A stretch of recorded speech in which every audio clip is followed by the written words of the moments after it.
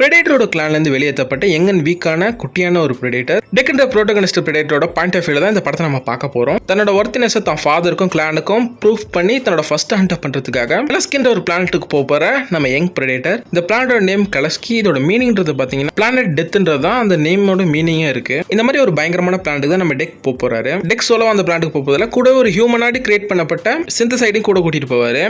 இந்த சிந்தசைடு ஏலியன் படங்களை நீங்க பார்த்திருக்கலாம். வேலாண்ட் அண்ட் யுட்டானி கம்பெனியோட ரெடி பண்ற ரோபோட்ஸ் அது. இந்த ஒரு சிந்தசைடை எலிஃபனிங் டாக்டர்ஸ் தான் ப்ளே பண்ணிருக்காங்க. இந்த வேலாண்ட் அண்ட் யுட்டானி கம்பெனியோட லோகோ இந்த ட்ரைலர்ல ஒரு சில இடத்துல நீங்க பார்க்கலாம். இந்த இடத்துல ஏலியன் அண்ட் பிரெடேட்டர் சேம் யூனிவர்ஸ்ல எக்ஸிஸ்ட் ஆகுன்றத கன்ஃபார்ம் பண்ணிட்டாங்க அஃபிஷியலா. ஃபியூச்சர்ல ஏலியன் வெர்சஸ் பிரெடேட்டர்ன்ற படம் டெஃபினட்டா நடக்க தான் போகுது. அதுக்கான அடித்தளமா கூட இதை பார்க்கலாம். அடுத்து இந்த சிந்தசைட் கம்பெனியோட நம்ம பிரெடேட்டர் எப்படி அதோட ஃபர்ஸ்ட் ஹண்ட்டை கிரேட்டா முடிக்குதான்றது அந்த படத்தோட கதை. முடிச்சா அதோட ஒர்த்தினஸ் ப்ரூஃப் பண்ணி அது கிளான்ல ரீஜாயின் பண்ணிட முடியும். இல்ல அதோட கதை இங்கே முடிச்சுக்கணும். இது போஸ்டர்ல கன்ஃபார்மும் பண்ணியிருந்தாங்க.